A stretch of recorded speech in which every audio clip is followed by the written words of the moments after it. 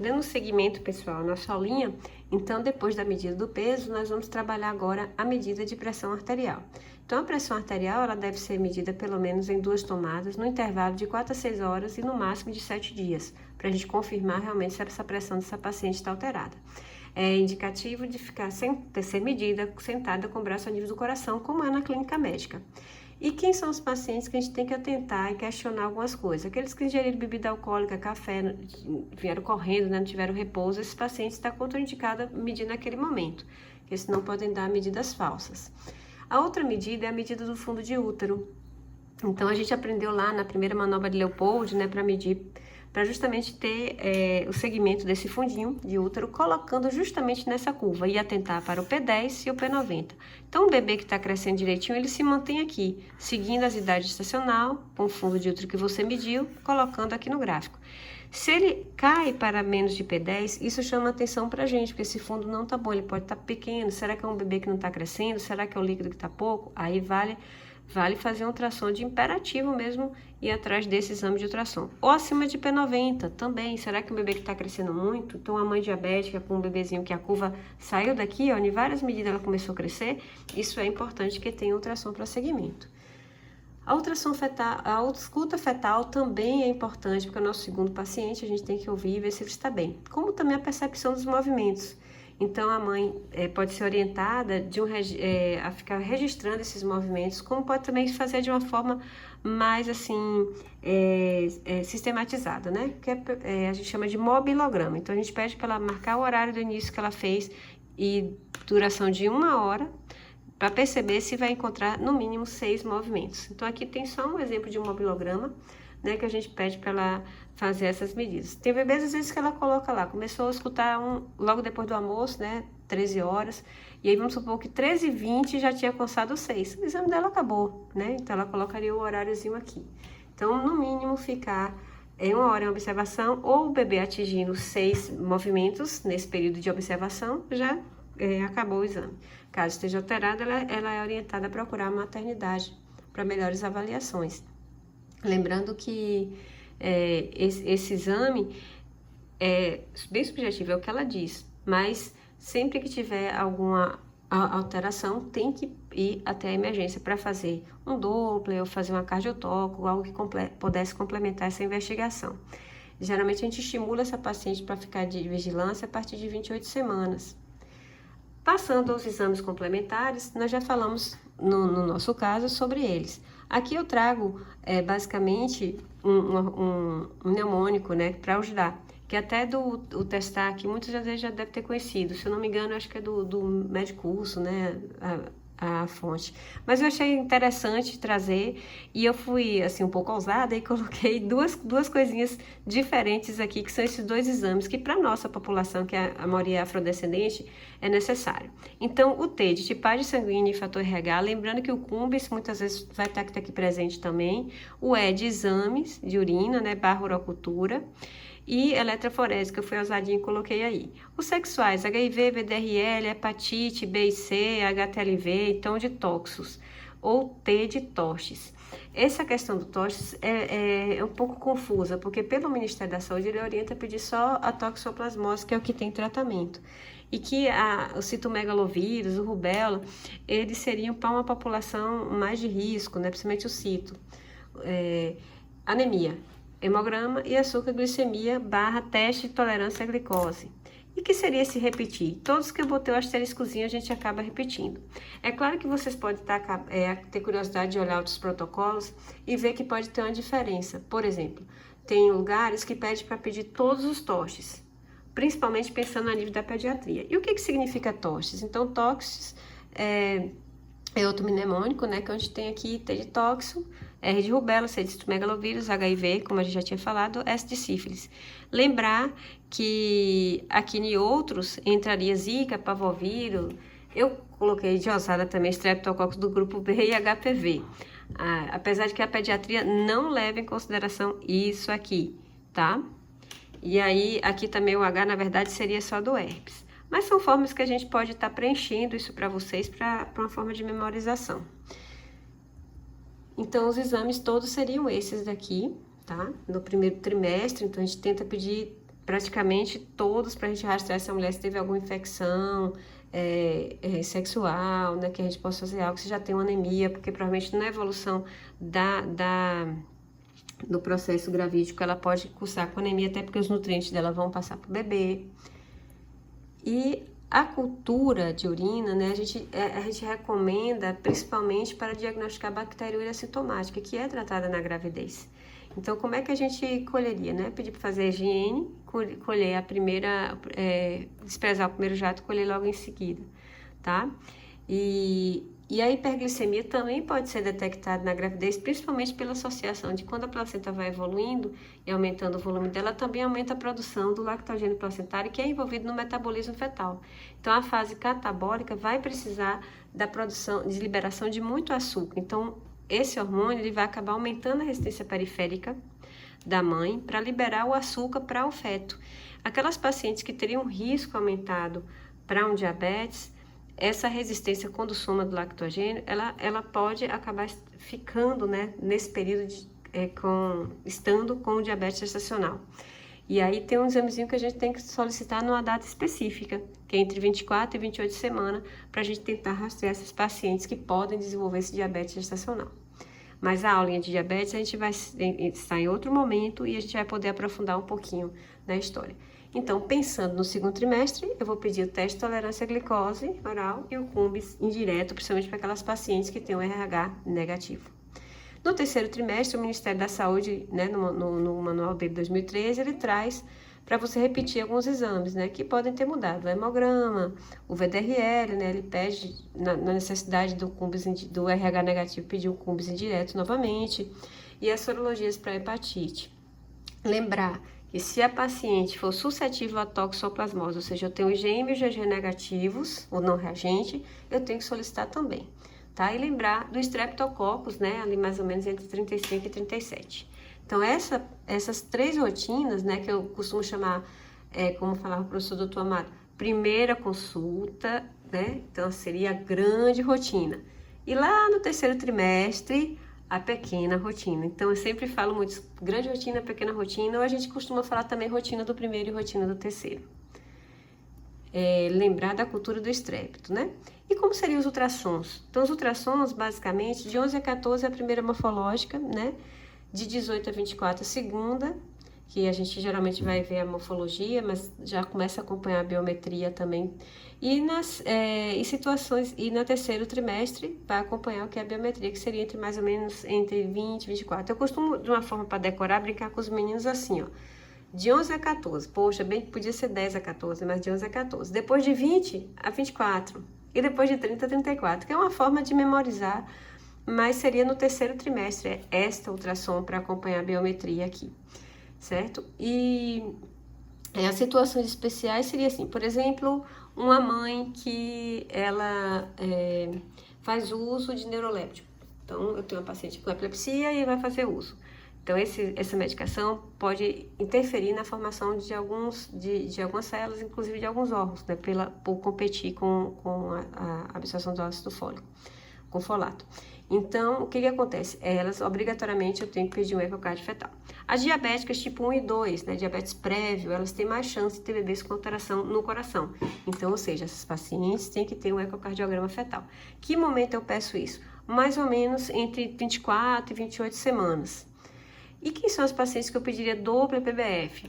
A própria diabética, um perfil biofísico, avalia bem a vitalidade desse bebê. As pacientes hipertensas com vasculopatia, um Doppler. Então aí, a depender, eu vou adicionando esses exames pela necessidade do paciente.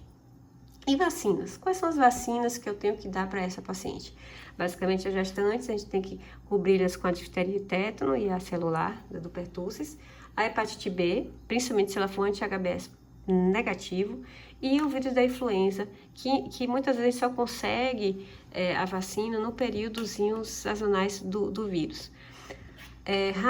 Raiva e febre amarela, então, são situações especiais. Geralmente você não oferta a paciente a não ser do risco. Por exemplo, a paciente vai para uma área de risco, então eu estou expondo ela a um risco que compensa o risco da vacina, aí vale a pena a gente acabar fazendo.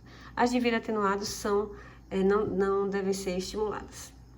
Então, aqui só falando um pouquinho da vacina e como é que seria, né? As 3 doses, intervalo de 60 dias para de tétano, né? Principalmente aquelas que nunca tomaram. Quando aquelas que tomaram tem menos de 5 anos, a gente orienta só o reforço, né? Ah, professora, mas tem uma que tomou há 2 anos atrás, e aí por conta do pertussis, né? Eu vou ter que dar de novo? Sim, porque o pertussis, que é o Azinho, o DPT-A, tá? Essa acaba sendo o período que a mulher engravidar. Viu? Então, tem a da influenza, que também é anual. E a profilaxia da imunoglobulina? Então, eu tenho aquela paciente que tem um RH negativo. Há uma orientação de se fazer para aquelas pacientes de RH negativo, que tem CUMBS negativo, fazer a imunoglobulina anti-D entre 28 e 34 semanas, para justamente evitar a luminização, tá bom? Principalmente se quando tiver um sangramento e tudo. E vitaminas. Então, a gente sempre tem que estar prescrevendo o ácido fólico, né, no primeiro trimestre, para aquelas pacientes que você considera que ela é uma população carente de alimentos que têm o ácido fólico, o ideal é que se prescreva até o final da gestação. O ferro também. O ideal era prescrever toda a gestação. O problema é que no primeiro trimestre a paciente fica muito enjoada. E aí, às vezes, elas não conseguem ingerir o ferro, né? Que muitas vezes a gente dispensa lá, que é o fosfato ferroso. As vitaminas, a gente estimula mais nos próprios alimentos, né? A vitamina C, você vai direcionar ela, a vitamina A, B, os alimentos que ela pode tá ingerindo. Então, a paciente que tem uma dieta rica em frutas, verduras, a tendência é que a gente não prescreva essas vitaminas. Então, falando um pouquinho do ferro, qual é o ideal? Suplementar 40 miligramas dia, né, do ferro elementar. E no caso do sulfato é em torno de 200, né, porque ele vai ser quebrado ali para virar o ferro elementar. O ideal é tomar estômago vazio, a gente costuma prescrever 30 minutos antes do almoço. E deve ser estimulado também usar no pós-parto, né, no pós-cureta, porque sangrou, fazer uma reserva de ferro ali. Ou também para no período da amamentação, né, até 2 meses do pós-parto, esse ferro também iria para o leite materno e para o bebezinho também. O ácido fólico, qual a importância dele, principalmente pré-concepcional? Eu falei de usar nos 3 meses para a população carente, até um pouco mais, mas o ideal era também usar pré-concepcional, justamente para a gente prevenir os defeitos aqui do tubo neural, tá? O ferro, como eu já teria colocado, e as vitaminas, basicamente, você vai trabalhando um pouquinho disso. Tem uma outra forma que a OMS recomenda, né, que é o caso de você fazer doses, assim, de uma vez só, né, na paciente. Por exemplo, ele recomenda, às vezes, você prescrever, por exemplo, de ácido fólico, a dosagem de 2.700 microgramas para tomar uma vez só, ou do ferro também, uma dosagem maior, mas que seja semanal. Então, são formas que a gente pode estar utilizando justamente para, talvez, aquelas pacientes que tenham intolerância, aí você pode também estar fazendo essa diferença nessa prescrição, que é mais ou menos isso aqui que está no slide. O iodo. E aí, quem eu vou prescrever iodo? Então, aquela paciente que tenha uma dieta rica em pescado, leguminosa, essa paciente não teria necessidade, tá? Então, seriam pacientes que teriam uma privação do iodo para você estar orientando. Então, quando a OMS recomendou, né, baseou nos estudos mais observacionais, tá? Então, seria aquela paciente que tem uma dificuldade desses alimentos também. O que o iodo ele vai lhe ajudar, né? Ele vai, principalmente aquela paciente que tem a carência, justamente porque a carência de iodo aumenta a chance de abortamento, infertilidade e complicações de gestação. Então, você também prescreve em caso de carência. Então, ácido fólico, você prescreve antes 3 meses. Se a paciente é carente dos alimentos que tem esse nutriente, você vai prescrever a gravidez toda. Semelhante ao iodo aqui, que no paciente que também tem uma dificuldade, tem a carência de iodo, você vai prescrever durante a gravidez toda. O cálcio, ele tem um benefício para aquelas pacientes não desenvolver hipertensão. Mas são todas as pacientes que você tem que direcionar o cálcio? Não. São as pacientes que têm a carência do cálcio. Então, se mostrou já em estudos que essa paciente que tem uma dificuldade na dieta com cálcio, ela aumenta a chance de pré-eclâmpsia. Por isso que no momento do início da gravidez, quando você vê uma paciente que ela tem risco de ter uma pré-eclâmpsia, a gente vai ter aulinha de pré-eclâmpsia ainda, Por exemplo, aquela paciente que a mãe e a irmã teve pré-eclâmpsia e ela está agora com a grávida aos 40 anos. Então, a gente chama de 2 fatores moderados, 2 riscos moderados, a gente vai introduzir para ela o AS, que a gente vai aprender sobre isso, mas o cálcio também, principalmente se a dieta dela for pobre em cálcio. E a vitamina A e o zinco? Então, pela OMS, né, na recomendação de 2016 de pré-natal, ele, numa paciente que tem uma deficiência também na vitamina A, tá, ele é recomendado, mas no caso o suplemento tem deficiência, junto também do zinco, mas aí para isso precisa de uma investigação. Então, às vezes a gente dá aquele polivitamínico, todas as vitaminas, sabendo que tem momentos que a paciente não tem aquela necessidade de suplementar. Então, hoje o que o Ministério coloca mais, pelo menos a nível de Brasil, é justamente o ferro, o ácido fólico até 3 meses de gravidez, né? E caso de necessidade, na dieta pobre, aí vem o cálcio, vem o iodo. A vitamina D não tem muito consenso, né, dos guidelines. Então, a OMS e o NICE, eles recomendam somente a suplementação de ácido e vitamina D para pacientes que tentam deficiência. Então, a dosagem seria em torno de 10 miligramas. O engraçado é que aqui na nossa rede, quando a gente prescreve o carbonato de cálcio para os pacientes, né, elas acabam só conseguindo na rede pública a associação junto. Então, acaba vindo a vitamina D junto também para esses pacientes. Os suplementos já B6, vitamina E, C e D, a OMS não recomenda. E os cuidados com a saúde mental? Então, o pré-natal é um momento de educação, de apoio também, né? Então, não é só para tirar as medidas, ouvir as queixas, prescrever o remédio, a paciente vai lá cuidar da queixa dela com o remédio. Mas é um momento que você vai estar abordando a questão mental dessa paciente, conversando um pouquinho, porque muda muito, né? Então, a grávida, ela muda não só do ponto de vista físico, mas a questão mental mesmo, né? Como será meu bebê? Será que eu vou acertar cuidar dele? Então, como é que vai ser isso? Olha meu corpo tá diferente, minha barriga tá assim. Então, são coisas que você vai ter que estar dando apoio, né? Desde saber, assim, dos que moram com ela, quem dá apoio, como é que seria a questão financeira, até para o uso de medicações, né, se ela vai poder comprar, às vezes você prescreve uma meia elástica, ela não consegue comprar, então tudo isso você vai tentar acolher e trabalhar junto com essa mulher. Então, dizer também que o acompanhamento familiar é extremamente importante. Por exemplo, no momento que aquela mulher está gestante, ela vem com a família, né, seja um adolescente, principalmente adolescente, ter a família presente, isso é um marco que pode estar ancorando, acolhendo essa mulher de uma forma diferente. Inclusive, hoje no pré-natal, a gente também trabalha o pré-natal do parceiro, né? Pois é, pessoal. Então, acabou a nossa aulinha, né? Eu espero que vocês tenham gostado. É claro que a gente está tentando nessa nova medida aí de ter umas aulas, a princípio, assim, gravadas, até eu estar conseguindo mexer na plataforma da FTC, para que a gente possa fazer mais diferente e passar por esse período que foi exigido de nós, que fiquemos mais em casa e trabalhando nossos afazeres em casa nesse momento aí da pandemia.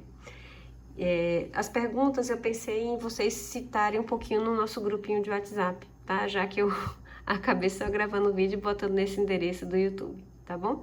Então, uma boa noite para vocês e a gente vai esperar a próxima aula, eu espero que já esteja na plataforma.